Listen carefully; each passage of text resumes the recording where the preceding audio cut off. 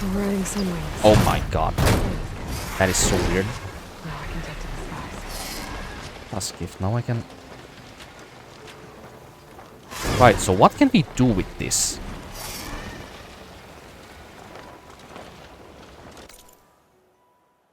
What are we able to do with this thing? We can get up on top of that, but how's that gonna be useful? Actually, whatever.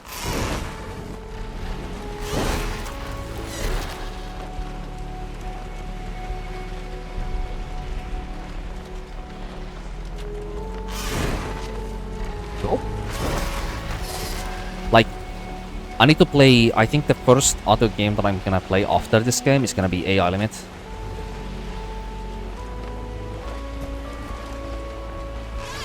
Yep.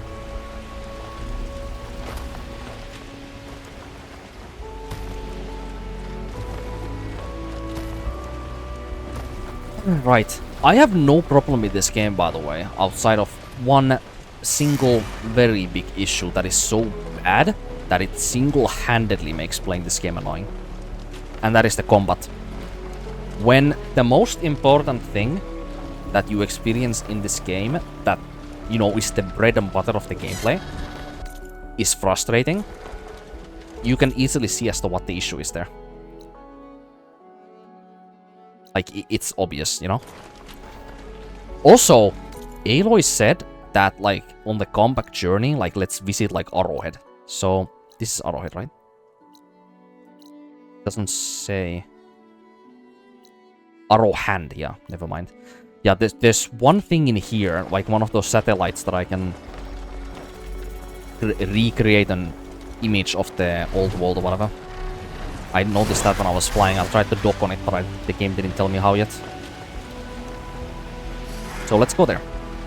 But yeah, the main important thing that I really fucking am annoyed by in this game is the combat. If either I was a different type of person who enjoyed very strongly different type or tempo combat, then I would feel very different about this game. But then even if we take that off, then there's some other problems like the narrative storytelling of the game. Or the direction they chose for these Horizon games to present their story is too formulaic for me. Like, it is damn... Like, it's pretty exhausting to follow the story in these games. Like, it really is.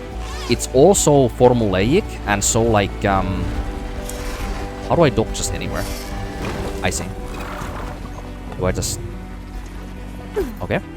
It's so, like, formulaic, and so, like, stale most of the time, that it makes, like, the... Oh, I can't do anything here? Well, I mean, I can just... Yeah. You know, it's so like, it's so monotone and formulaic that it doesn't make me excited to follow the story even. And then there's like how the story itself is told, even outside like the style of how the story is told, which is, you know, how, like in Zero Dawn, how the entire game like split its storytelling between the contemporary storytelling and the storytelling of the past, like the world building of the game.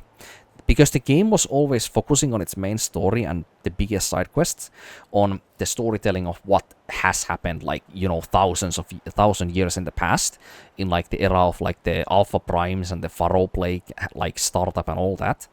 It was very hard to care about exactly either one of the stories being told. The story of Aloy, what we were living in Zero Dawn, it was hard to...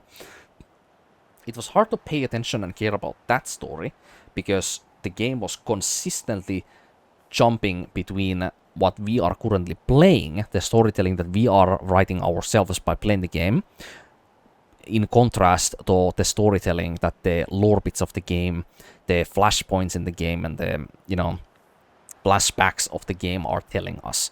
Like, the dichotomy between those two made it, like, disorienting and disfocused to, like, follow the game's actions, you know?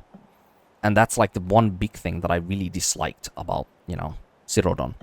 Now, a lot of games do that, admittedly. Like, if we take, like, some single points out, so, like, I can literally say, like, you know, Asterigos Curse of the Stars, for example, an indie game. Like, that game has a lot of those, like, you know, ghost or specter, like, flashpoints, like, into the past that you get to, like, watch and see what happened, like, between, like, a character's dialogue in the past and whatever. Like, there's a lot of games use that kind of gimmick. But the difference between those gimmicks is that they are never exactly the forefront of what you are experiencing in the story. Like, they are kind of like, it's kind of like flavor dialogue, you know? It exists there, but it's not like the most important thing for you to know something like that. It's the, you know, story that you are writing in the game by playing the game and, you know, controlling the character and what the, you know, events that the game represents for you, like action-based elements, like those are the things that, you know, create the story of the game most of the time. Like the lore bits and the world building side is kind of like some added flavoring that makes, you know, it more enriching to experience what you're experiencing story-wise. But in Zero Dawn and in Forbidden West, it feels like there's a very strong, like, separation between both, and you should focus on both as hard. And that is, it's very exhausting and confusing to follow, you know? Unless you, like, I don't know, pay incredible attention on top of, like, writing, like, notes when you play the game or something, to remember everything that has happened and every single bit of, like, this game throws a lot of, like, very important, like, knowledge at you that it uses then later in the story by the way of, like, setups and payoffs when it comes to its, like, world building knowledge in, like, the past, like, flashbacks, in, like, the voicemails that the characters from the, you know, old world have used previously, and they use some kind of, like, important role on, like, constructing a point in the story that you could have deduced before if you paid a lot of attention to, you know, what the game was throwing at you. This game does that so often. It becomes very confusing to try to follow those moments if you don't always remember what the setups are for those moments, you know? And it's like, I mean, as I said before, if I was more interested in the game on top of the, you know, combat being something I enjoyed a lot, I would enjoy the game more, and through that I would pay even more attention to the story, you know? It would be more easier to follow. But imagine now somebody who doesn't pay as much attention to the storytelling and, like, kind of, you know, enjoys the vehicular storytelling of everything being, like, presented to you in a way where most people are gonna understand the story regardless of, you know, how much they are paying attention to the story. Something like God of War Ragnarok and God of War 2018, or, you know, like any of the, like something that comes to mind immediately for some reason, like the Uncharted games pretty much do the same thing, like very vehicular storytelling in those as well, and, you know, several other examples, like, it's a very common thing. But this game, it does not use that same kind of vehicular storytelling that is very simple to understand, and that makes it, I mean, I already explained as to, you know, what it does, so I'm not gonna say that again, but what's up, Chamapi vote? Anyway, let's just Seems like play I now. have a fan.